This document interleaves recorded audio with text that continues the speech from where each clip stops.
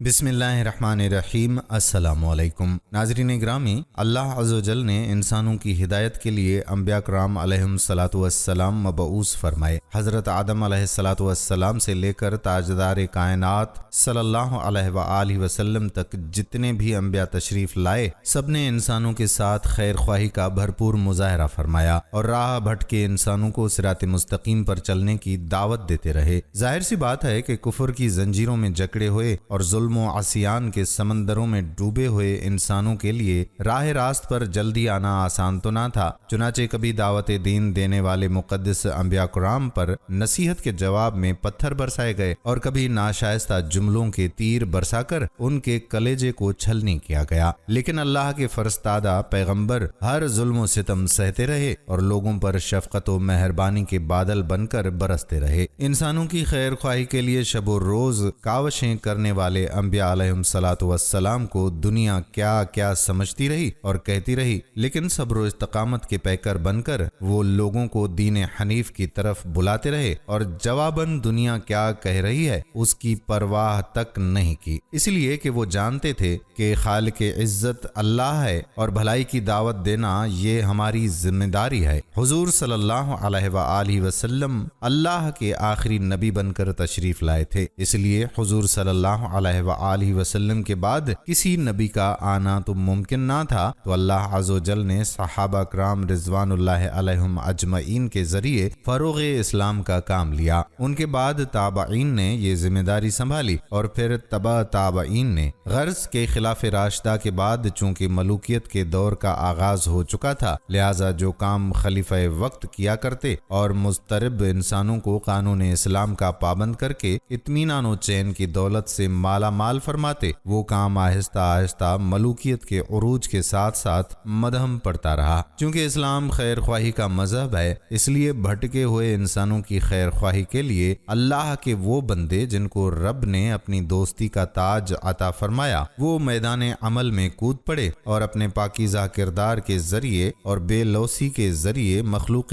خدا کی وہ خدمت کی اور ایسا بھلا چاہا کہ دنیا ان کے حسن اخلاق اور خیر خواہی سے متاثر ہو کر دامن اسلام میں پناہ لینے لگی۔ انہی اولیاء میں سے ایک نام حضرت جنید بغدادی رحمت اللہ علیہ کا بھی ہے، جن کے وصال کو آج صدیاں گزر گئی ہیں، لیکن آج بھی ان کی حکومت انسانوں کے دلوں پر ہے۔ دوستو، آج کی اس ویڈیو میں ہم آپ کو حضرت جنید بغدادی رحمت اللہ علیہ کے پس منظر کے بارے میں بتائیں کہ آپ رحمت اللہ علیہ کون تھے، آپ کو مقام ولایت کیسے ملا، اس کے علاوہ آپ کی زندگی سے کچھ ایمان افروز واقعات بھی آپ کو سنائیں گے، لہٰذا آپ لوگ ویڈیو کو اسکپ مت کیجیے گا اور آخر تک ساتھ رہیے گا۔ ناظرین، شیخ المشائخ استاذ الصوفیہ حضرت جنید بغدادی رحمت اللہ علیہ کی ولادت بغداد عراق میں ہوئی۔ آپ ولی کامل اور صاحب طریقت بزرگ تھے۔ آپ ماہر شریعت اور فیوز و برکات تھے۔ آپ کے خطبات اور القابات میں لسان القوم بھی ملتا ہے۔ حضرت جنید بغدادی نامور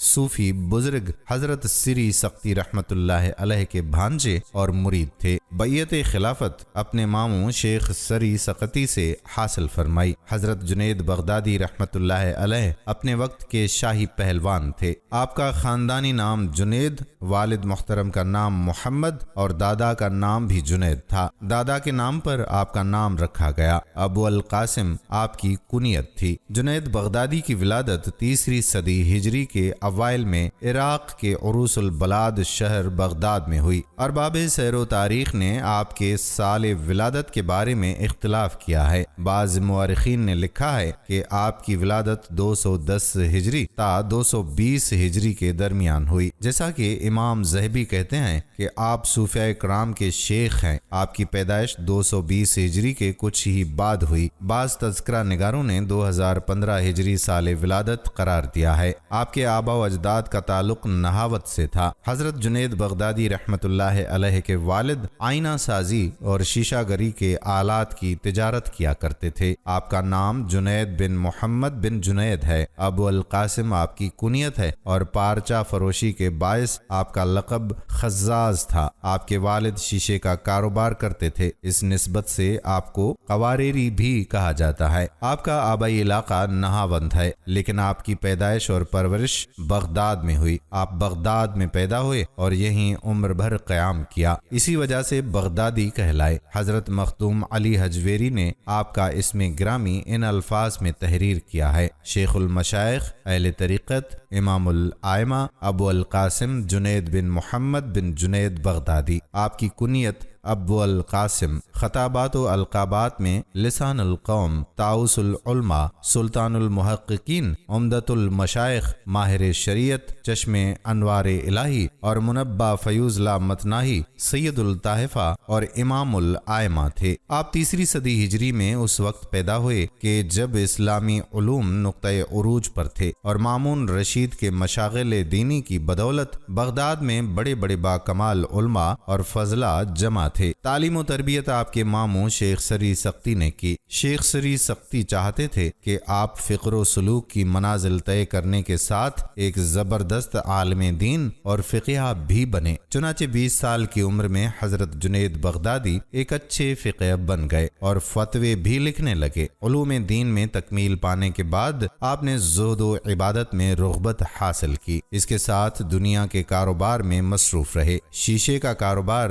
آپ نے ورثے میں پایا تھا، یہی کاروبار شروع کیا۔ آپ ریاضت و مجاہدے کرتے اور دنیا کے کاموں میں بھی مصروف رہتے تھے۔ ان تمام حدود شریعت کو سامنے رکھ کر فرمایا کرتے تھے کہ تصوف قرآن و سنت کا ترجمان ہے۔ جو شخص قرآن و حدیث اور سنت سے واقف نہیں، وہ پیروی کے لائق نہیں۔ ایک وقت آیا کہ شیخ سری سقطی نے اپنی آرزو کو پورا ہوتے ہوئے اپنی آنکھوں سے دیکھ لیا۔ اللہ تعالیٰ نے حضرت جنید بغدادی کو روحانیت کے اتنے بڑے مرتبے پر پہنچا دیا کہ سری سختی جیسے کامل ترین بزرگ آپ سے رائے اور صلاح مشورے لینے لگے۔ خطیب بغداد کہتے ہیں کہ انہوں نے بغداد میں رہتے ہوئے سماع حدیث کیا، علماء کرام سے ملاقاتیں کی، ابو سور سے فقہ پڑھی، متعدد نیک لوگوں کی صحبت اختیار کی جن میں حارث محاسبی اور سری سقطی شامل ہیں۔ اس کے بعد عبادت گزاری میں مشغول ہو گئے اور اسی کو اپنا مشغلہ بنا لیا اور بہت شہرت پائی، یہاں تک کہ علم الاحوال اور وائز کے لیے اپنے وقت کے یگانہ روزگار شیخ بن گئے۔ آپ کے واقعات بہت مشہور ہیں۔ انہوں نے حدیث حسن بن عرفہ کے واسطے سے بیان کی۔ تیسری صدی ہجری جو تصوف کی تدوین کی صدی ہے، اس پوری صدی کو حضرت جنید بغدادی کی صدی قرار دیا جائے تو مبالغہ نہ ہوگا۔ تیسری صدی ہجری میں علماء و فقہا، صوفیاء و عرفاء، اولیاء کا مرجع حضرت جنید بغدادی کی ذات گرامی ہی تھی۔ آپ کی حیات اس پوری صدی کو محیط اور ذات بابرکت اہل صدی پر حاوی ہے۔ اس صدی کے اوائل میں ولادت با سعادت اور اواخر میں وصال با کمال ہوا۔ ایک حدیث شریف کا مفہوم ہے کہ اللہ پاک جس بندے کو جس کام کے لیے پیدا فرماتا ہے وہ کام اس کے لیے آسان فرما دیتا ہے۔ اللہ تعالیٰ کو حضرت جنید بغدادی رحمت اللہ علیہ سے تدوین تصوف کی عظیم خدمات لینا تھی، اس لیے انہیں ایسے خاندان اور گھرانے میں پیدا فرمایا جس کے افراد تقوی و طہارت، علم و عمل کے زیور سے خوب آرستہ تھے۔ حضرت جنید فرماتے ہیں کہ میں نے شیخ سری سقطی کی ہدایت کے مطابق سب سے پہلے حدیث اور فقہ کا علم حضرت سفیان سوری سے حاصل کیا۔ 8 سال آپ کی خدمت میں رہے، پھر تصوف کی تعلیم حاصل کرنے کے لیے شیخ ابو عبداللہ حارث محاسبی کی خدمت میں حاضری دی اور 3 سال تک آپ کی صحبت سے فیضیاب ہونے کے بعد اپنے حقیقی مرشد کی بارگاہ میں حاضر ہوئے۔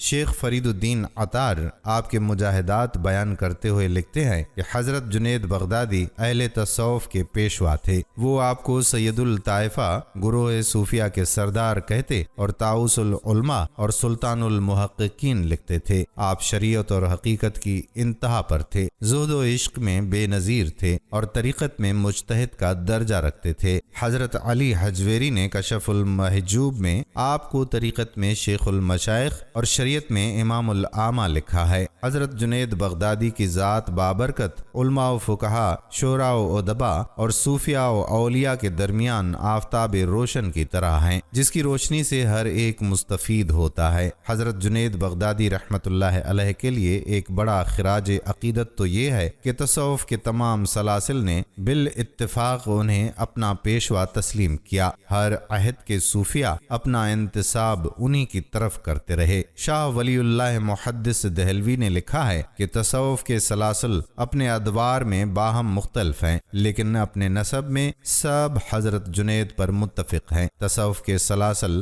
حضرت جنید کے واسطے ہی سے اوپر کو پہنچتے ہیں۔ آپ اہل ظواہر اور ارباب قلب میں مقبول تھے، علوم کے تمام فنون میں کامل اور اصول و فروغ و معاملات اور عبادات میں متقی اعظم اور امام اصحاب سوری تھے۔ تمام اہل طریقت آپ کی امامت پر متفق ہیں اور کسی مدعی علم اور تصوف کو آپ پر اعتراض اور اعراض نہیں ہے۔ دوستو، آئیے اب آپ کو بتاتے ہیں کہ حضرت جنید کو مقام ولایت کیسے ملا۔ اہل بیت کی تعظیم واجب ہے۔ ناظرین، کسی زمانے میں بغداد میں جنید نامی ایک پہلوان رہا کرتا تھا۔ پورے بغداد میں اس پہلوان کے مقابلے کا کوئی نہ تھا۔ بڑے سے بڑا پہلوان بھی اس کے سامنے زیر تھا، کیا مجال کہ کوئی اس کے سامنے نظر ملا سکے۔ یہی وجہ تھی کہ شاہی دربار میں اس کو بڑی عزت کی نگاہ سے دیکھا جاتا تھا اور بادشاہ کی نظر میں اس کا خاص مقام تھا۔ ایک دن جنید پہلوان بادشاہ کے دربار میں اراکین سلطنت کے ہمراہ بیٹھا ہوا تھا کہ شاہی محل کے صدر دروازے پر کسی نے دستک دی۔ خادم نے آ کر بادشاہ کو بتایا کہ ایک کمزور اور ناتواں شخص دروازے پر کھڑا ہے جس کا بوسیدہ لباس ہے۔ کمزوری کا یہ عالم ہے کہ زمین پر کھڑا ہونا مشکل ہو رہا ہے۔ اس نے یہ پیغام بھیجا ہے کہ جنید کو میرا پیغام پہنچا دو کہ وہ کشتی میں میرا چیلنج قبول کرے۔ بادشاہ نے حکم جاری کیا کہ اسے دربار میں پیش کرو۔ اجنبی ڈگمگاتے پیروں سے دربار میں حاضر ہوا۔ وزیر نے اجنبی سے پوچھا، تم کیا چاہتے ہو؟ اجنبی نے جواب دیا، میں جنید پہلوان سے کشتی لڑنا چاہتا ہوں۔ وزیر نے کہا کہ چھوٹا منہ بڑی بات نہ کرو، کیا تمہیں معلوم نہیں کہ جنید کا نام سن کر بڑے بڑے پہلوانوں کو پسینہ آ جاتا ہے؟ پورے شہر میں اس کے مقابلے کا کوئی نہیں، اور تم جیسے کمزور شخص کا جنید سے کشتی لڑنا تمہاری ہلاکت کا سبب بھی ہو سکتا ہے۔ اجنبی نے کہا کہ جنید پہلوان کی شہرت ہی مجھے کھینچ کر لائی ہے، اور میں آپ پر یہ ثابت کر کے دکھاؤں گا کہ جنید کو شکست دینا ممکن ہے۔ میں اپنا انجام جانتا ہوں، آپ اس بحث میں نہ پڑیں بلکہ میرے چیلنج کو قبول کیا جائے۔ یہ تو آنے والا وقت بتائے گا کہ شکست کس کا مقدر ہوتی ہے۔ جنید پہلوان بڑی حیرت سے آنے والے اجنبی کی باتیں سن رہا تھا۔ بادشاہ نے کہا، اگر سمجھانے کے باوجود یہ بضد ہے تو اپنے انجام کا یہ خود ذمہ دار ہے، لہٰذا اس کا چیلنج قبول کر لیا جائے۔ بادشاہ کا حکم ہوا اور کچھ ہی دیر کے بعد تاریخ اور جگہ کا اعلان کر دیا گیا۔ پورے بغداد میں اس چیلنج کا تہلکہ مچ گیا۔ ہر شخص کی یہ خواہش تھی کہ اس مقابلے کو دیکھے۔ تاریخ جوں جوں قریب آتی گئی، لوگوں کا اشتیاق اور بڑھتا گیا۔ ان کا اشتیاق اس وجہ سے تھا کہ آج تک انہوں نے تنکے اور پہاڑ کا مقابلہ نہیں دیکھا تھا۔ دور دراز ملکوں سے بھی سیاح یہ مقابلہ دیکھنے کے لیے آنے لگے۔ جنید کے لیے یہ مقابلہ بہت پر اسرار تھا۔ اس پر ایک انجانی سی ہیبت طاری ہونے لگی۔ انسانوں کا ٹھاٹھیں مارتا سمندر شہر بغداد میں امڈ آیا۔ جنید پہلوان کی ملک گیر شہرت کسی تعارف کی محتاج نہ تھی۔ اپنے وقت کا مانا ہوا پہلوان آج ایک کمزور اور ناتواں انسان کے مقابلے کے لیے میدان میں اتر رہا تھا۔ اکھاڑے کے اطراف لا تعداد انسانوں کا ہجوم اس مقابلے کو دیکھنے آیا ہوا تھا۔ بادشاہ وقت اپنے سلطنت کے اراکین کے ہمراہ اپنی کرسیوں پر بیٹھ چکے تھے۔ جنید پہلوان بھی بادشاہ کے ہمراہ آ گیا تھا۔ سب لوگوں کی نگاہ اس پر اسرار شخص پر لگی ہوئی تھی جس نے جنید جیسے نامور پہلوان کو چیلنج دے کر پوری سلطنت میں تہلکہ مچا دیا تھا۔ مجموعے کو یقین نہیں آ رہا تھا کہ اجنبی مقابلے کے لیے آئے گا، پھر بھی لوگ شدت سے اس کا انتظار کرنے لگے۔ جنید پہلوان میدان میں اتر چکا تھا۔ اس کے حامی لمحہ با لمحہ نعرے لگا کر حوصلہ بلند کر رہے تھے۔ اچانک وہ اجنبی لوگوں کی صفوں کو چیرتا ہوا अखाड़े में पहुंच गया। हर शख्स उस कमजोर और नातवां शख्स को देखकर महवे हैरत में पड़ गया कि जो शख्स जुनैद की एक फूंक से उड़ जाए उससे मुकाबला करना दानिशमंदी नहीं। लेकिन इसके बावजूद सारा मजमुआ धड़कते दिल के साथ उस कुश्ती को देखने लगा। कुश्ती का आगाज हुआ, दोनों आमने सामने हुए, हाथों में हाथ डाले गए, पंजा आजमाई शुरू हुई। इससे पहले कि जुनैद कोई दाव लगाकर अजनबी को जेर करते, अजनबी ने आहिस्ता से जुनैद से कहा, अय जुनैद, जरा अपने कान मेरे करीब लाओ, मैं आपसे कुछ कहना चाहता हूँ। अजनबी की बातें सुनकर जुनैद करीब हुआ और कहा, क्या कहना चाहते हो? अजनबी बोला, अय जुनैद, मैं कोई पहलवान नहीं हूँ, जमाने का सताया हुआ हूँ, मैं आले रसूल सल्लल्लाहु अलैहि वसल्लम हूँ। सैयद घराने से मेरा ताल्लुक है। मेरा एक छोटा सा कुंबा कई हफ्तों से फाकों में मुब्तला जंगल में पड़ा हुआ है। छोटे छोटे बच्चे शिद्दत भूख से बेजान हो चुके हैं। खानदानी गैरत किसी के दस्ते सवाल नहीं करने देती। सैयद ज़ादियों के जिस्म पर कपड़े फटे हुए हैं। बड़ी मुश्किल से यहाँ तक पहुँचा हूँ। मैंने इस उम्मीद पर तुम्हें कुश्ती का चैलेंज दिया है कि तुम्हें हुजूर अकरम सल्लल्लाहु अलैहि वसल्लम के घराने से अकीदत है। आज खानदान नबूवत की लाज रख लीजिए। मैं वादा करता हूँ कि आज अगर तुमने मेरी लाज रखी तो कल मैदान महशर में अपने नाना जान से अर्ज करके फतेह व कामरानी का ताज तुम्हारे सर पर रखवाऊंगा। तुम्हारी मुल्क गिर शोहरत और एजाज की एक कुर्बानी खुदादादे नबूवत के सूखे हुए चेहरों की शादाबी के लिए काफी होगी। तुम्हारी ये कुर्बानी कभी भी जाया नहीं होने दी जाएगी। अजनबी शख्स के ये चंद जुमले जुनैद पहलवान के जिगर में उतर गए। उसका दिल घायल और आंखें अश्कबार हो गईं। सैयद ज़ादे की इस पेशकश को फौरन कबूल कर लिया और अपनी आलमगीर शोहरत, इज्जत व अजमत आले रसूल सल्लल्लाहु अलैहि वसल्लम पर कुर्बान करने में एक लम्हे की भी ताखीर ना की। फौरन फैसला कर लिया कि इससे बढ़कर मेरी इज्जत व नामूस और कौन सा मौक़िया हो सकता है कि दुनिया की इस महदूद इज्जत को खानदान नबूवत की उड़ती हुई खाक पर कुर्बान कर दूं। अगर सैयद घराने की मुरझाई हुई कलियों की शादाबी के लिए मेरे जिस्म का खून काम आ सकता है तो जिस्म का एक एक कतरा तुम्हारी खुशहाली के लिए देने के लिए तैयार हूँ। जुनैद फैसला दे चुका। उसके जिस्म की तवानाई अब सलब हो चुकी थी। अजनबी शख्स से पंजा आजमाई का जाहिरी मुजाहरा शुरू कर दिया। कुश्ती लड़ने का अंदाज जारी था। पैंतरे बदले जा रहे थे। अचानक जुनैद ने एक दाव लगाया। पूरा मजमुआ जुनैद के हक में नारे लगाता रहा। जोशो खरोश बढ़ता गया। जुनैद दाव के जोहर दिखाता तो मजमुआ नारों से गूंज उठा।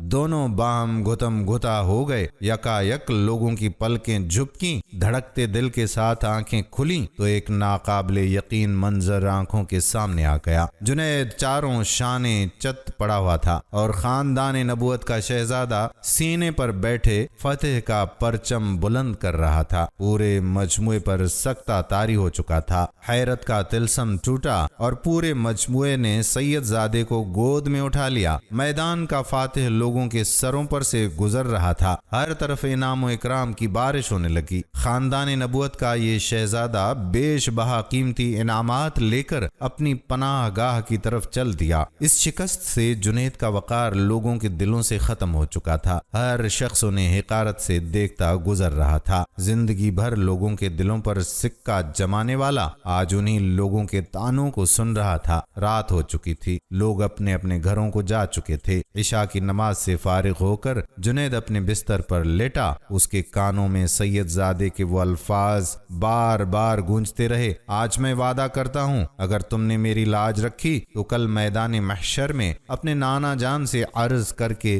फतेह व कामरानी का ताज तुम्हारे सर पर रखवाऊंगा। जुनैद सोचता, क्या वाकई ऐसा होगा? क्या मुझे ये शरफ हासिल होगा कि हुजूर सरवर कौनैन हजरत मोहम्मद सल्लल्लाहु अलैहि वसल्लम के हाथों से ये ताज मैं पहनूं? नहीं नहीं, मैं इस काबिल नहीं। लेकिन खानदान नबूवत के शहजादे ने मुझसे वादा किया है। आले रसूल का वादा गलत नहीं हो सकता। ये सोचते सोचते जुनैद नींद की आगोश में पहुंच चुका था। नींद में पहुंचते ही दुनिया के हिजाबात निगाहों के सामने से उठ चुके थे। एक हसीन ख्वाब निगाहों के सामने था और गुंबदे खिजरा निगाहों के सामने जलवागर हुआ, जिससे हर समत रोशनी बिखरने लगी। एक नूरानी हस्ती जलवा अफरोज फरमाई, जिनके हुस्न जमाल से जुनैद की आंखें खैरा हो गईं। دل کیفے سرور میں ڈوب گیا۔ در و دیوار سے آوازیں آنے لگیں، الصلاۃ والسلام علیک یا رسول اللہ۔ جنید سمجھ گئے کہ یہ تو میرے آقا ہیں جن کا میں کلمہ پڑھتا ہوں، فوراً قدموں سے لپٹ گئے۔ حضور اکرم صلی اللہ علیہ وآلہ وسلم نے فرمایا، اے جنید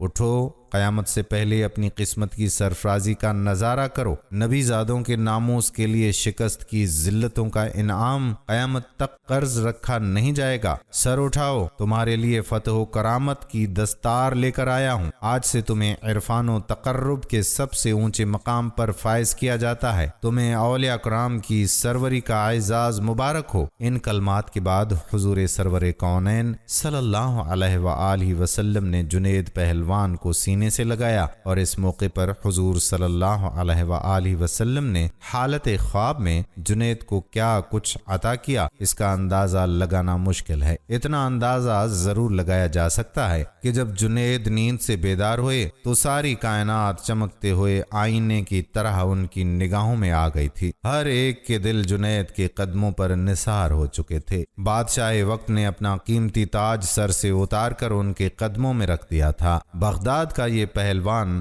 آج سید الطائفہ سیدنا حضرت جنید بغدادی کے نام سے سارے عالم میں مشہور ہو چکا تھا۔ ساری کائنات کے دل ان کے لیے جھک گئے تھے، گویا ایک سید زادے کی تعظیم کی وجہ سے آپ کو یہ مقام عالی شان عطا کیا گیا۔ دوستو، اب آپ کو آپ رحمت اللہ علیہ کی زندگی سے کچھ ایمان افروز واقعات بتاتے ہیں جنہیں سن کر یقیناً آپ لوگوں کا ایمان تازہ ہوگا۔ ناظرین، حضرت جنید بغدادی رحمت اللہ علیہ کے زمانے میں ایک بہت مشہور ڈاکو تھا۔ وہ ڈاکہ زنی سے باز نہیں آتا تھا، یہاں تک کہ کئی مرتبہ پکڑا گیا۔ قاضی اسے ہر بار پکڑے جانے پر کبھی 100، کبھی 200، کبھی 300 دروں کی سزا دیتے۔ اسے اس وقت تک 16,000 درے لگ چکے تھے، مگر وہ اس قبیح فعل سے باز نہیں آتا تھا، حتیٰ کہ اس کا ایک ہاتھ بھی کاٹ دیا گیا، مگر وہ باز نہ آیا اور اپنے ایک ہاتھ سے ہی چوری اور ڈاکہ زنی کرتا رہا۔ لوگ اس سے بہت خوف زدہ رہتے، کوئی اس کے سامنے جانے کی جرت نہ کرتا۔ ایک دن ایسا ہوا کہ وہ ڈاکو جنید بغدادی رحمت اللہ علیہ کے گھر چوری کی نیت سے داخل ہو گیا۔ حضرت جنید بغدادی رحمت اللہ علیہ نے تجارت کی غرض سے کچھ کپڑے اور دیگر اشیاء منگوا کر رکھی ہوئی تھیں اور انہیں 2-3 گٹھڑیوں میں باندھ کر رکھا تھا۔ مشہور ڈاکو جب دیوار کود کر گھر میں داخل ہوا تو اسے وہ سامان جو گٹھڑیوں میں بندھا پڑا تھا نظر آ گیا۔ وہ ایک ہاتھ ہونے کے باعث ان کو اٹھا کر لے جانے سے قاصر تھا اور ابھی یہی سوچ رہا تھا کہ کسی کو اس سامان کو اٹھا لے جانے کے لیے مدد کے لیے لایا جائے کہ اسی اثنا میں حضرت جنید بغدادی رحمت اللہ علیہ نماز تہجد کے لیے نیند سے بیدار ہوئے اور اپنے گھر کے صحن میں تشریف لائے۔ ڈاکو کی نظر آپ پر پڑی اور اس نے سمجھا کہ شاید یہ اس گھر کا کوئی نوکر ہے جو مالکوں کے بیدار ہونے سے قبل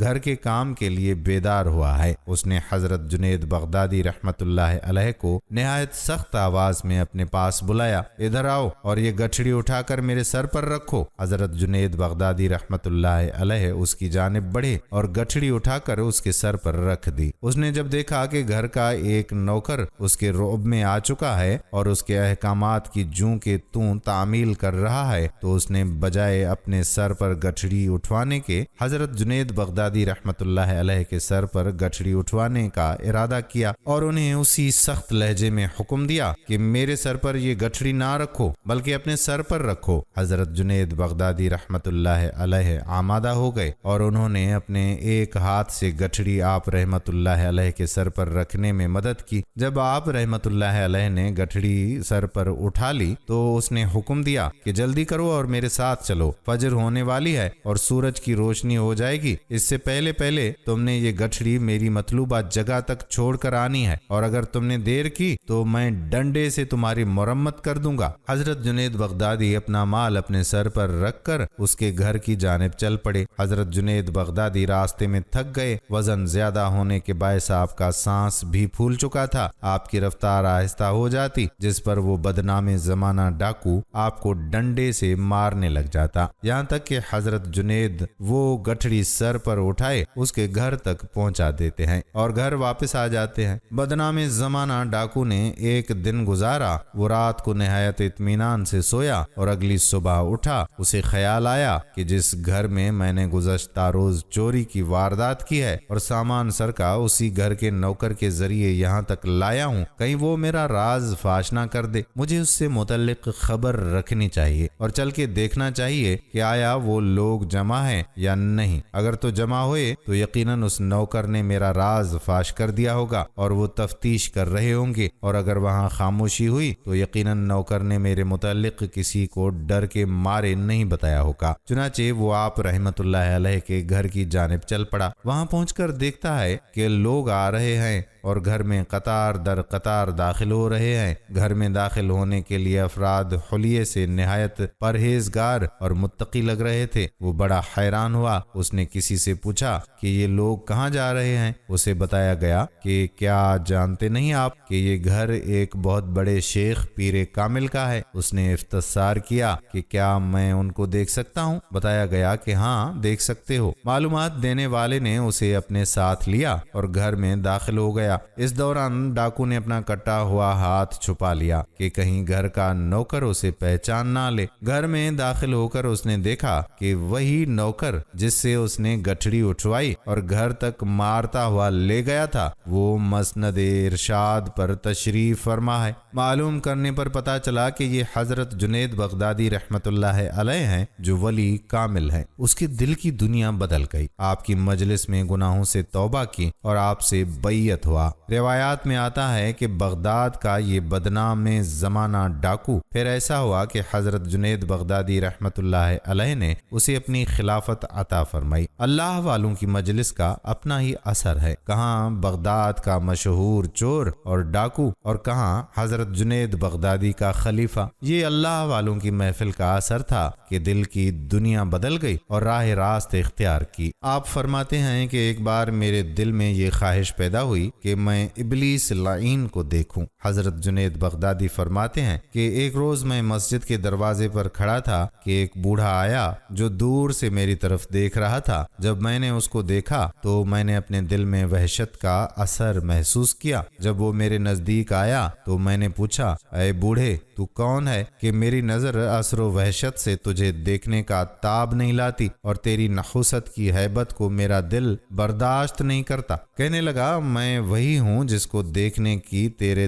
دل میں خواہش تھی۔ حضرت جنید بغدادی فرماتے ہیں کہ میں نے اس سے پوچھا کہ وہ کون سی چیز تھی جس نے تجھے حضرت سیدنا آدم علیہ السلام کو سجدہ کرنے سے باز رکھا؟ کہنے لگا کہ اے جنید، آپ کا یہ خیال ہے کہ غیر خدا کو سجدہ کر لیتا؟ حضرت جنید بغدادی فرماتے ہیں کہ میں اس کے کلام سے حیران ہوا اور اس کا کلام مجھ پر اثر کرنے کو تھا کہ مجھے الہام ہوا، اے جنید اس کو کہہ دو تو جھوٹ بولتا ہے۔ اگر تو بندہ تھا تو رب ذوالجلال والاکرام کے حکم سے باہر نہ ہوتا اور اس کی نہی سے تقرب نہ کرتا۔ شیطان نے میرے دل کی یہ آواز سن لی اور چیخ ماری اور بولا، اللہ کی قسم تو نے مجھے جلا ڈالا، اور نظر سے غائب ہو گیا۔ یہ حکایت آپ کی عصمت کے تحفظ پر دلیل ہے، اس لیے کہ اللہ اپنے ولی کی خود نگرانی فرماتا ہے اور ہر حالت میں شیطان کے مکر سے محفوظ رکھتا ہے۔ دوستو، ایک مرتبہ ایک مرید کے دل میں یہ اعتقاد پیدا ہوا کہ میں کسی درجے پر پہنچ چکا ہوں۔ اس نے حضرت جنید بغدادی سے کچھ اعراض کیا۔ ایک دن وہ آپ کی خدمت عالیہ میں حاضر ہوا کہ تجربہ کرے اور دیکھے کہ میرا خیال آپ پر منکشف ہوا ہے یا نہیں۔ حضرت جنید بغدادی نور فراست سے اس کی حالت ملاحظہ فرما رہے تھے۔ اس نے آپ سے سوال کیا تو حضرت جنید بغدادی نے فرمایا کہ جواب عبارتی خواہی یا معنوی الفاظ اور عبارت میں جواب چاہتا ہے یا حقیقت معنی میں؟ اس نے کہا کہ دونوں طرح جواب ارشاد فرما دیں۔ آپ نے فرمایا کہ عبارتی جواب تو یہ ہے، اگر میرا تجربہ کرنے کے بجائے اپنا تجربہ کر لیتا تو میرے تجربے کا محتاج نہ ہوتا اور اس جگہ تجربے کی غرض سے نہ آتا۔ اور معنوی جواب یہ ہے کہ میں نے تجھے منصب ولایت سے معزول کیا۔ مرید کا چہرہ سیاہ ہو گیا اور وہ چیخنے لگا، پکارنے لگا کہ حضور راحت یقین میرے دل سے جاتی رہی ہے۔ توبہ کرنے لگا اور پہلی بکواس سے ہاتھ اٹھایا۔ اس وقت حضرت جنید بغدادی نے فرمایا، تو نہیں جانتا کہ اللہ کے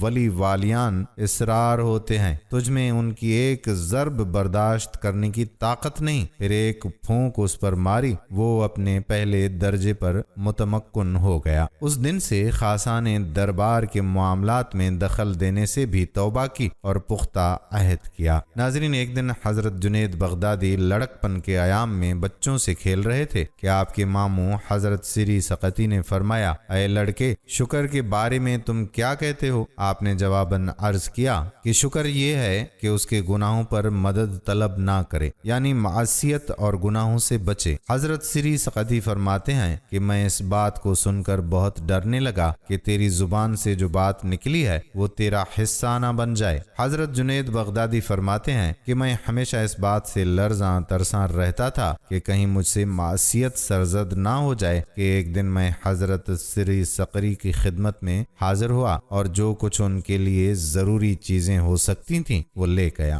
حضرت نے مجھے فرمایا، جنید، تیرے لیے خوشخبری ہے کہ میں نے حق تعالیٰ سے دعا کی تھی کہ میرے جنید کو کسی طرح فلاح یاب اور توفیق یافتہ کی معرفت میرے پاس پہنچا دے، اور تم آ گئے۔ ایک دن حضرت جنید بغدادی واعظ فرما رہے تھے کہ ایک کافر جوان جو مسلمانوں جیسا لباس پہنے ہوئے تھا مجلس میں آیا اور ایک کنارے پر کھڑا ہو گیا۔ بلند آواز سے کہنے لگا، اے شیخ، رسول کریم صلی اللہ علیہ وآلہ وسلم کے ارشاد باری تعالیٰ کا کیا مطلب ہے کہ مومن کی فراست اور دانائی سے ڈرو کہ بے شک وہ اللہ کے نور سے دیکھتا ہے۔ حضرت جنید بغدادی رحمت اللہ علیہ فرماتے ہیں کہ اس کا یہ سوال سن کر میں نے کچھ دیر کے لیے سر جھکایا، بعد ازاں میں نے سر اٹھا کر اس سے کہا، اے نوجوان، اسلام قبول کر لے، تیرے اسلام لانے کا وقت آ چکا ہے۔ حضرت امام شافعی رحمت اللہ علیہ فرماتے ہیں کہ لوگ یہ خیال کرتے ہیں کہ اس واقعے سے حضرت جنید بغدادی کی ایک کرامت کا اظہار ہے، اور میں کہتا ہوں کہ اس میں دو کرامتیں ہیں۔ ایک تو اس نے نوجوان کے کفر پر اطلاع پانا، دوسرے اس بات سے آگاہ ہونا کہ وہ اسی وقت اسلام قبول کر لے گا۔ حضرت سری سقطی کے زمانہ حیات میں پیر بھائیوں نے حضرت جنید بغدادی سے کہا کہ ہمیں واعظ فرمائیں تاکہ ہمارے دل راحت اور سکون پائیں۔ آپ نے صاف انکار کر دیا اور فرمایا کہ جب تک میرے شیخ حضرت سری سقطی جلوہ آرا مسند ظاہر ہیں، میں کوئی بات کہنے کا مجاز نہیں۔ ایک رات سو رہے تھے کہ نبی کریم صلی اللہ علیہ وآلہ وسلم کا دیدار پاک نصیب ہوا۔ دیکھا کہ رسول کریم صلی اللہ علیہ وآلہ وسلم فرما رہے ہیں کہ جنید، لوگوں کو واعظ کیا کرو، اس لیے کہ تیرے بیان سے مخلوق کے دلوں کو راحت حاصل ہوگی اور تیرے بیان سے خداوند تعالیٰ ایک عالم کی نجات فرمائے گا۔ جب بیدار ہوئے تو دل میں خطرہ پیدا ہوا کہ میں اپنے مرشد کے درجے سے اتنا بلند ہو گیا ہوں کہ رسول کریم صلی اللہ علیہ وآلہ وسلم نے مجھے حکم دعوت فرمایا ہے۔ جب صبح ہوئی تو حضرت سری سقطی نے ایک مرید کو بھیجا کہ جب حضرت جنید بغدادی نماز سے سلام پھیریں تو ان سے کہنا کہ مریدوں کی درخواست تم نے رد کر دی اور انہیں کچھ نہ سنایا۔ مشائخ بغداد نے سفارش کی، اسے بھی تم نے رد کر دیا۔ میں نے پیغام بھیجا، پھر آمادہ واعظ نہ ہوئے۔ اب جب کہ رسول کریم صلی اللہ علیہ وآلہ وسلم کا حکم مبارک تمہیں ملا ہے، لہٰذا اس حکم کی تعمیل کرو۔ حضرت جنید بغدادی نے یہ حکم سنتے ہی جواب میں عرض کیا کہ حضور، میرے ذہن میں افضلیت کا خیال سمایا تھا، وہ جاتا رہا ہے، اور میں نے اچھی طرح سمجھ لیا ہے کہ حضرت سری سقطی میرے مرشد کامل، میرے تمام حالات ظاہر و باطن سے مشرف ہیں، اور آپ کا درجہ ہر حال میں میرے درجے سے بلند ہے، اور آپ یقیناً میرے اسرار سے مطلع ہیں، اور میں آپ کے منصب جلیل کی بلندی سے محض بے خبر ہوں، اور اپنی اس غلطی سے استغفار کرتا ہوں جو میں نے اس خواب سے پہلے اپنے متعلق سوچا تھا۔ فرماتے ہیں کہ میں حضرت سری سقطی کی دربار عالیہ میں حاضر ہوا اور آپ سے عرض کیا کہ آپ کیسے جانتے ہیں کہ میں نے رسول کریم صلی اللہ علیہ وآلہ وسلم کا خواب میں دیدار پاک کیا ہے؟ تو فرمایا، میں نے خواب میں رب کا دیدار پاک کیا ہے، اور رب نے مجھے فرمایا کہ میں نے پیارے رسول کریم صلی اللہ علیہ وآلہ وسلم سے فرمایا کہ جنید کو فرمائیں واعظ کیا کریں تاکہ اہل بغداد کو فائدہ ہو اور ان کی مراد بر آئے۔ بحوالہ کشف المحجوب صفحہ نمبر 811۔ ناظرین، اس حکایت سے یہ بات واضح ہوتی ہے کہ پیران کامل ہر صورت میں مرید کے حالات پر واقف ہوتے ہیں۔ بچپن ہی سے آپ کو بلند مدارج حاصل ہوتے رہے۔ ایک مرتبہ مکتب سے واپسی پر دیکھا کہ آپ کے والد گرامی برسر راہ رو رہے ہیں۔ آپ نے وجہ پوچھی تو فرمایا کہ میرے رونے کا سبب یہ ہے کہ آج میں نے تمہارے ماموں کو زکوات میں سے کچھ درہم بھیجے تھے، لیکن انہوں نے لینے سے انکار کر دیا، اور آج مجھے یہ احساس ہو رہا ہے کہ میں نے اپنی زندگی ایسے مال کے حصول میں صرف کر دی جس کو خدا کے دوست بھی پسند نہیں کرتے۔ چنانچہ حضرت جنید بغدادی نے اپنے والد گرامی سے وہ درہم لے کر اپنے ماموں کے یہاں پہنچ کر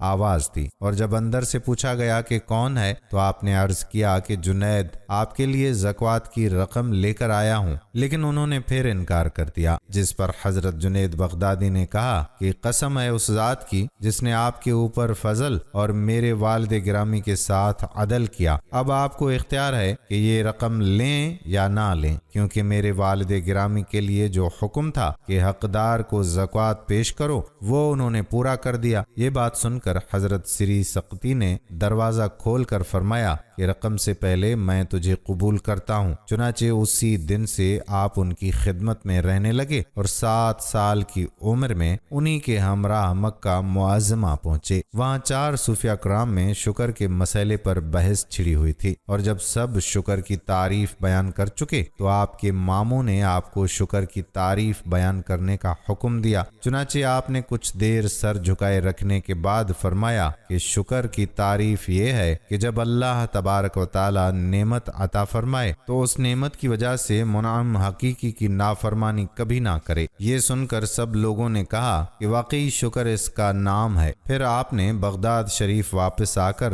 آئینہ سازی کی دکان قائم کر لی اور ایک پردہ ڈال کر 400 رکعت نماز یومیہ اسی دکان میں ادا کرتے رہے، اور کچھ عرصے کے بعد دکان کو خیر آباد کہہ کر حضرت سری سقطی کے مکان کے ایک حجرے میں گوشہ نشین ہو گئے، اور 30 سال تک عشاء کے وضو سے فجر کی نماز ادا کرتے رہے اور رات بھر عبادت الہی میں مشغول رہتے تھے۔ آپ فرمایا کرتے تھے کہ تمام مدارج صرف فاقہ کشی، خواہشات ترک کر دینا اور شب بیداری سے حاصل ہوئی ہیں۔ فرمایا کہ صوفی وہ ہے جو اللہ اور اس کے رسول صلی اللہ علیہ وآلہ وسلم کی اس طرح اطاعت کرے کہ اس کے ایک ہاتھ میں قرآن مجید ہو اور دوسرے میں حدیث پاک ہو۔ ایک مرتبہ آپ آشوب چشم میں مبتلا ہوئے تو ایک آتش پرست طبیب نے آنکھوں پر پانی نہ لگانے کی ہدایت کی، لیکن آپ نے فرمایا کہ وضو کرنا تو میرے لیے ضروری ہے، اور طبیب کے جانے کے بعد وضو کر کے نماز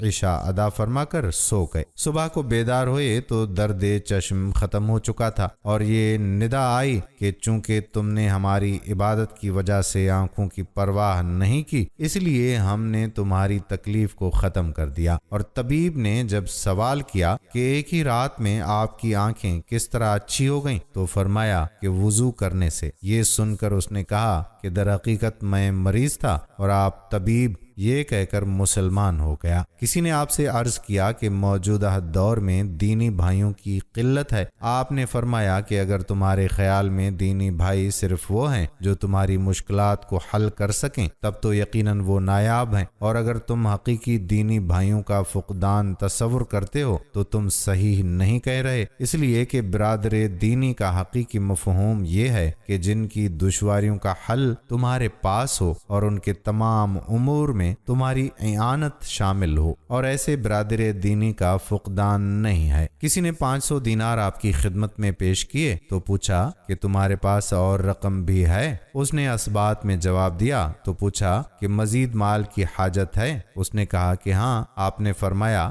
کہ اپنے 500 دینار واپس لے جا، کیونکہ تو اس کے لیے مجھ سے زیادہ حاجت مند ہے، اور میرے پاس کچھ بھی نہیں ہے لیکن مجھے حاجت نہیں، اور تیرے پاس مزید رقم موجود ہے پھر بھی تم محتاج ہے۔ آپ فرمایا کرتے تھے کہ اخلاص کی تعلیم میں نے حجاج سے حاصل کی، اور واقعہ اس طرح ہے کہ مکہ معظمہ میں قیام کے دوران کہ ایک حجاج کسی دولت مند کی حجامت بنا رہا تھا تو میں نے اس سے کہا کہ اللہ کے لیے میری حجامت بنا دے۔ اس نے فوراً اس دولت مند کی حجامت چھوڑ کر میرے بال کاٹنا شروع کر دیے اور حجامت بنانے کے بعد ایک کاغذ کی پڑیا میرے ہاتھ میں دے دی جس میں کچھ ریزگاری لپٹی ہوئی تھی، اور مجھ سے کہا کہ آپ اس کو اپنے خرچ میں لائیں۔ وہ پڑیا لے کر میں نے نیت کر لی کہ اب پہلے مجھے جو کچھ دستیاب ہوگا وہ میں حجام کی نظر کروں گا۔ چنانچہ کچھ عرصے کے بعد ایک شخص نے بصرہ میں اشرفیوں سے لبریز تھیلی مجھ کو پیش کی۔ وہ لے کر جب حجام کے پاس پہنچا تو اس نے کہا کہ میں نے تو تمہاری خدمت صرف اللہ کے لیے کی تھی اور تم مجھے تھیلی پیش کرنے آئے ہو۔ کیا تمہیں اس کا علم نہیں کہ اللہ کے واسطے کام کرنے والا کسی سے کوئی معاوضہ نہیں لیتا؟ کسی عورت نے اپنے گمشدہ لڑکے کے مل جانے کی دعا کے لیے آپ سے عرض کیا تو فرمایا کہ صبر سے کام لو۔ یہ سن کر وہ چلی گئی اور کچھ روز صبر کرنے کے بعد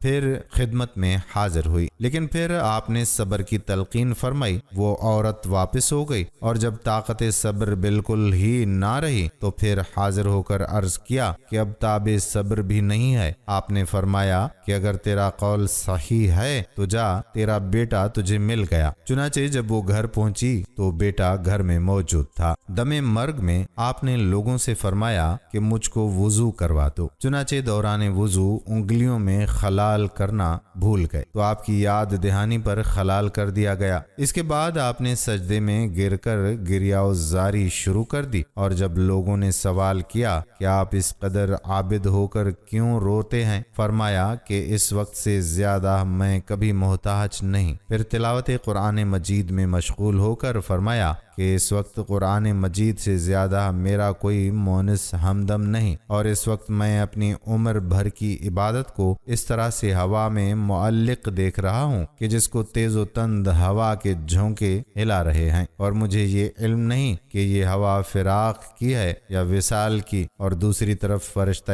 اجل اور پل صراط ہے، اور میں عادل قاضی پر نظریں لگائے ہوئے اس کا منتظر ہوں کہ نہ جانے مجھ کو کدھر جانے کا حکم دیا جائے۔ اسی طرح آپ نے سورۃ البقرہ کی 70 آیات مبارکہ کی تلاوت فرمائی، اور عالم سکرات میں جب لوگوں نے عرض کیا کہ اللہ اللہ کیجئے تو فرمایا کہ میں اس کی طرف سے غافل نہیں ہوں۔ پھر انگلیوں پر وظیفہ خوانی شروع کر دی، اور جب دائنے ہاتھ کی انگشت شہادت پر پہنچے تو انگلی اوپر اٹھا کر بسم اللہ الرحمن الرحیم پڑھی، اور آنکھیں بند کرتے ہی روح قفس عنصری سے پرواز کر گئیں۔ کسی بزرگ نے خواب میں آپ سے پوچھا کہ منکر نکیر کو آپ نے کیا جواب دیا؟ فرمایا کہ جب انہوں نے پوچھا کہ من ربک، تو میں نے مسکرا کر جواب دیا کہ میں ازل ہی میں الست بربکم کا جواب بلا کہہ کر دے چکا ہوں، اس لیے غلاموں کا جواب دینا کیا دشوار ہے۔ چنانچہ نکیرین جواب سن کر یہ کہتے ہوئے چل دیے کہ ابھی تک اس پر خمار محبت کا اثر موجود ہے۔ ناظرین، حضرت جنید بغدادی رحمت اللہ علیہ ایک مرتبہ محفل میں بیٹھے ہوئے تھے تو کسی مرید نے دریافت کیا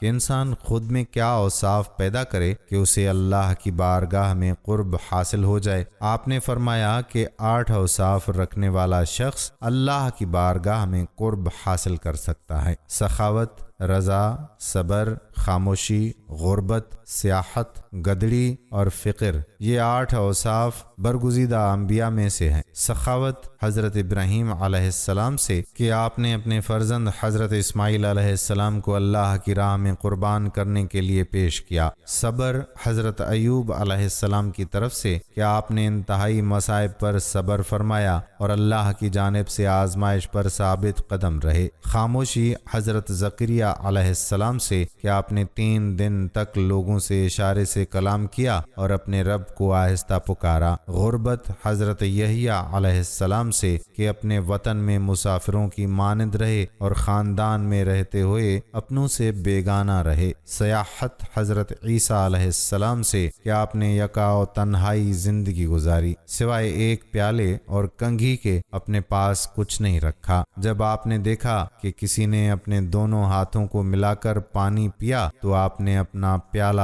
توڑ دیا، جب کسی نے انگلیوں سے بالوں کو کنگھی کی تو آپ نے کنگھی بھی توڑ دی۔ گدڑی حضرت موسیٰ علیہ السلام سے کہ آپ نے قیمتی لباس کے بجائے معمولی لباس پہنا، اور فخر سید عالم صلی اللہ علیہ وآلہ وسلم سے ہے کہ جنہیں کائنات کے تمام خزانوں کی کنجیاں عطا کی گئیں، اور ارشاد ہوا کہ آپ صلی اللہ علیہ وآلہ وسلم خود کو مشقت میں نہ ڈالیے بلکہ ان خزانوں کو استعمال کیجیے۔ لیکن آپ صلی اللہ علیہ وآلہ وسلم نے عرض کیا کہ اے میرے رب، مجھے اس کی حاجت نہیں، میری خواہش یہ ہے کہ ایک روز شکم سیر ہوں تو 2 روز فاقے میں۔ حضرت جنید بغدادی رحمت اللہ علیہ فرماتے ہیں کہ جس میں یہ 8 صفات ہوں، سمجھ لو کہ وہ اللہ کی بارگاہ میں سرخرو ہوا اور اللہ کا مقرب بندہ بن گیا۔ دوستو، ایک مرید کے مؤدب ہونے کی وجہ سے آپ کو بہت انس تھا، جس کی وجہ سے دوسرے مریدین کو رشک پیدا ہو گیا۔ چنانچہ آپ نے ہر مرید کو ایک مرغ اور ایک چاقو دے کر یہ حکم فرمایا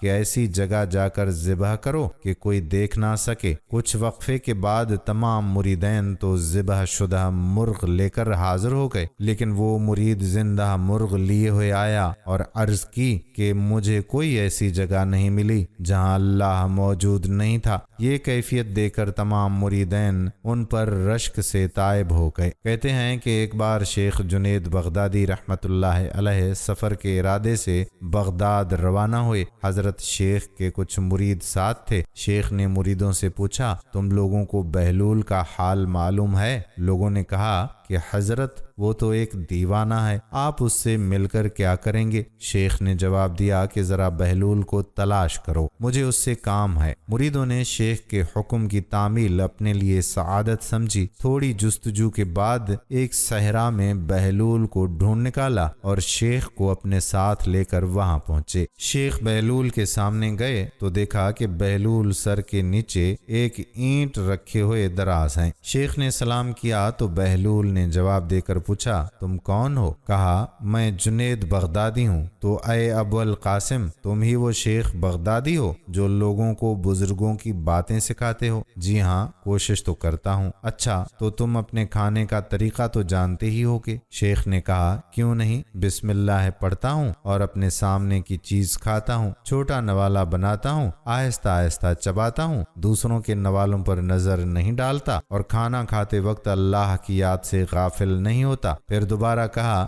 جو لقمہ بھی کھاتا ہوں الحمدللہ کہتا ہوں، کھانا شروع کرنے سے پہلے ہاتھ دھوتا ہوں اور فارغ ہونے کے بعد بھی ہاتھ دھوتا ہوں۔ یہ سن کر بہلول اٹھ کھڑے ہوئے اور اپنا دامن شیخ جنید کی طرف جھٹک دیا، پھر ان سے کہا، تم انسانوں کے پیر و مرشد بننا چاہتے ہو اور حال یہ ہے کہ اب تک کھانے پینے کا طریقہ بھی نہیں جانتے۔ یہ کہہ کر بہلول نے اپنا راستہ لیا۔ شیخ کے مریدوں نے کہا، یا حضرت، یہ شخص تو دیوانہ ہے۔ ہاں، دیوانہ تو ہے، مگر اپنے کام کے لیے ہوشیاروں کے بھی کان کاٹتا ہے۔ اس سے سچی بات سننا چاہیے، آؤ اس کے پیچھے چلیں، مجھے اس سے کام ہے۔ حضرت بہلول دانا ایک ویرانے میں پہنچ کر ایک جگہ بیٹھ گئے۔ شیخ بغدادی اس کے پاس پہنچے تو انہوں نے شیخ سے پھر سوال کیا، کون ہو تم؟ کہا، میں ہوں بغدادی شیخ جو کھانا کھانے کا طریقہ نہیں جانتا۔ بہلول نے کہا، خیر، تم کھانا کھانے کے آداب سے ناواقف ہو تو گفتگو کا طریقہ جانتے ہی ہوگے۔ شیخ نے جواب دیا، جی ہاں،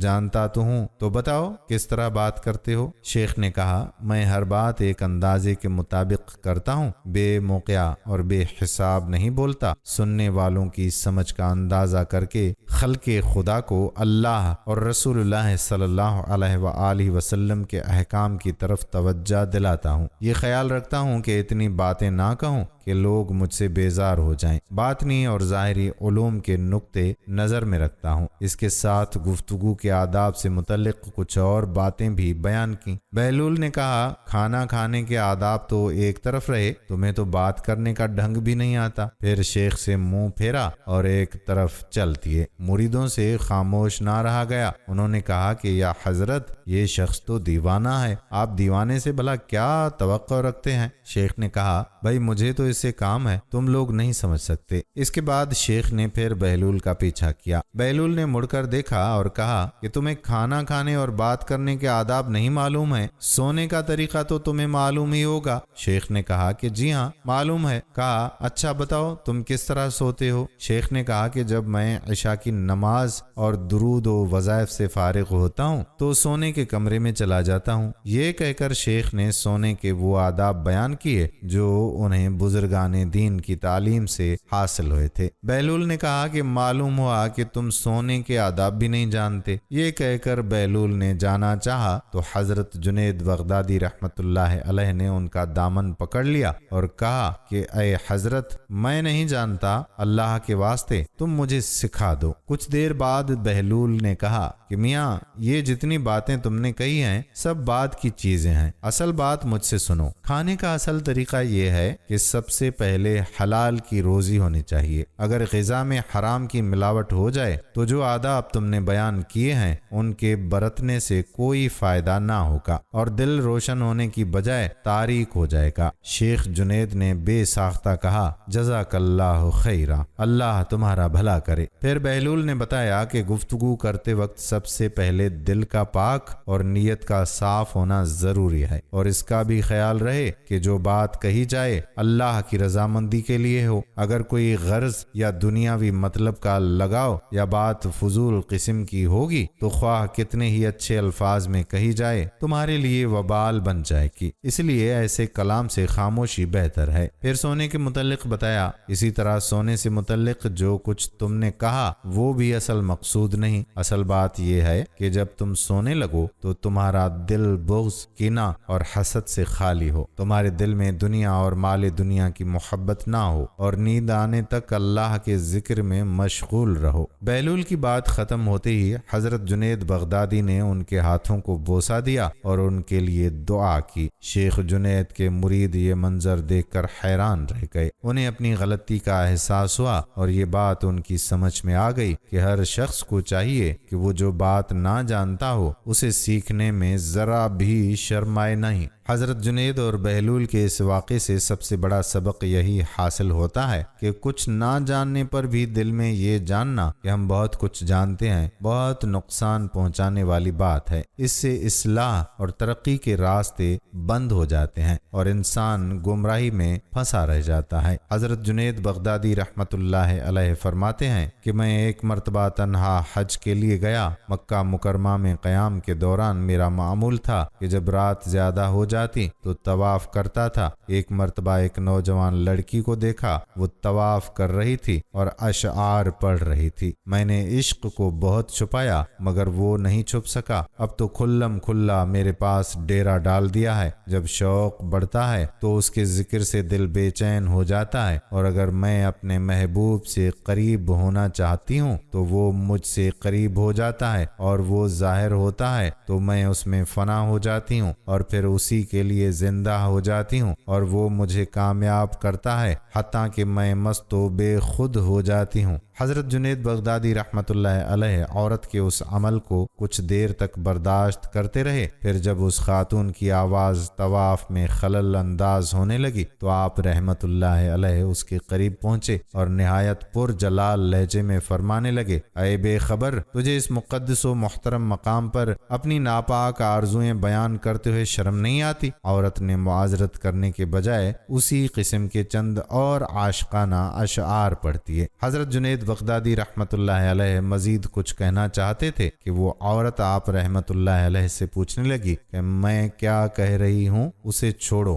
تم یہ بتاؤ کہ خدا کا طواف کرتے ہو یا خانہ خدا کا؟ حضرت جنید بغدادی رحمت اللہ علیہ نے کسی تعامل کے بغیر فرمایا، ہم اہل ایمان خانہ خدا کا طواف کرتے ہیں۔ حضرت جنید بغدادی رحمت اللہ علیہ کا جواب سن کر عورت بے قرار ہو گئی اور اس نے آسمان کی طرف دیکھتے ہوئے نہایت پرسوز لہجے میں کہا، تیری ذات پاک ہے، تیری مخلوق میں ایسے لوگ بھی ہیں جو پتھر کی طرح بے حس ہیں اور پتھر کے گرد طواف کرتے ہیں، انہیں پتا کہ تیری مرضی کیا ہے اور تو ان سے کیا چاہتا ہے۔ عورت کی زبان سے ادا ہونے والے الفاظ سن کر حضرت جنید بغدادی رحمۃ اللہ علیہ پر وجد کی ایسی کیفیت طاری ہوئی کہ دنیا و مافیا سے بے خبر ہو گئے۔ پھر جب ہوش آیا تو وہ عورت غائب تھی جس نے آپ رحمۃ اللہ علیہ کو بڑے مؤثر اور منفرد انداز میں توحید پرستی کا سبق دیا تھا۔ یہ تھے آپ رحمۃ اللہ علیہ کی زندگی کے کچھ ایمان افروز واقعات جن میں یقیناً اہل عقل کے لیے نشانیاں ہیں کہ اللہ کے نیک بندے کیسے ہوتے ہیں اور ان کی حیات کیسی ہوتی ہے۔ دوستو، اب آپ کو آپ رحمۃ اللہ علیہ کی کچھ حکمت بھری باتیں بتاتے ہیں۔ آپ رحمۃ اللہ علیہ فرماتے ہیں کہ اخلاص بندے اور رب کے درمیان ایک راز ہے جسے نہ تو فرشتہ جان سکتا ہے کہ لکھ لے اور نہ شیطان کہ اسے خراب کر سکے اور نہ خواہش نفس کہ اسے اپنی طرف مائل کر سکے۔ جس نے خود کو دل سے پہچان لیا اس کی زبان گنگ ہو گئی، کیونکہ مشاہدے میں بیان کرنا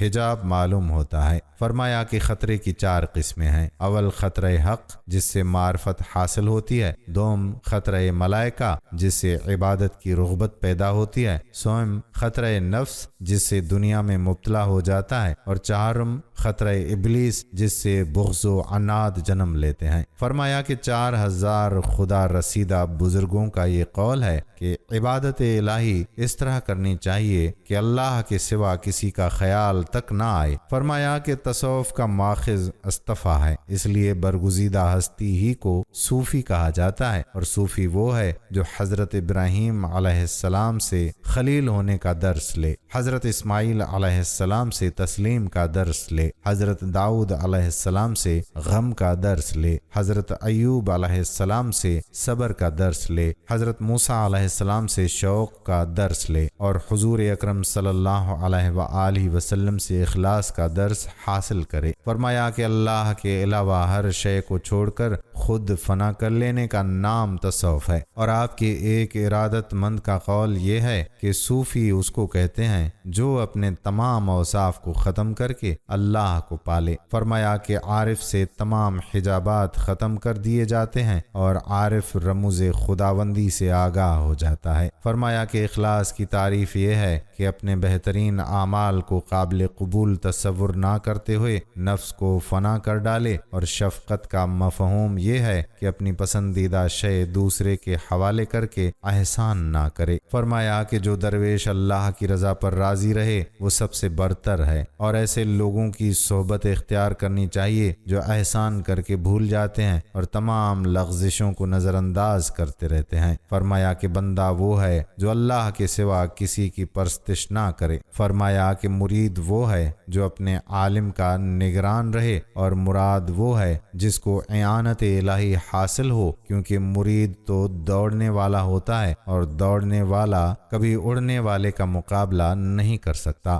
فرمایا کہ ترک دنیا سے عقبہ مل جاتی ہے۔ پھر فرمایا کہ تواضع نام ہے سر جھکا کر رکھنے کا اور زمین پر سونے کا۔ فرمایا کہ حجابات کی 6 قسمیں ہیں، 3 عام بندوں کے لیے، اول نفس، دوم مخلوق اور سوم دنیا، اور 3 خاص بندوں کے لیے، اول عبادت، دوم اجر اور سوم کرامات پر اظہار۔ فرمایا کہ حلال سے حرام کی جانب توجہ ہونا اہل دنیا کی لغزش ہے، اور فنا سے بقا کی طرف رجوع کرنا زاہد کی لغزش ہے۔ دوستو، ہم یہ امید کرتے ہیں کہ ہماری آج کی ویڈیو آپ کو ضرور پسند آئی ہوگی۔ اگر آپ کو ہماری آج کی ویڈیو پسند آئی ہے تو آپ سے گزارش کرتے ہیں کہ آپ ہمارے چینل نور اسلامک کو سبسکرائب ضرور کر لیں، اور ساتھ ہی لگے بیل کے بٹن کو بھی پریس کر لیں تاکہ آپ کے پاس ہماری آنے والی مزید معلوماتی ویڈیوز کا نوٹیفیکیشن بر وقت ملتا رہے۔ سبسکرائب کے ساتھ ساتھ ہماری ویڈیو کو لائک بھی کریں اور اپنی قیمتی رائے کا اظہار کمنٹس میں ضرور کیجیے۔ کمنٹس میں آپ اپنے سوالات بھی ہم تک پہنچا سکتے ہیں۔ اللہ تعالیٰ آپ کو اپنی حفظ و امان میں رکھے، آمین۔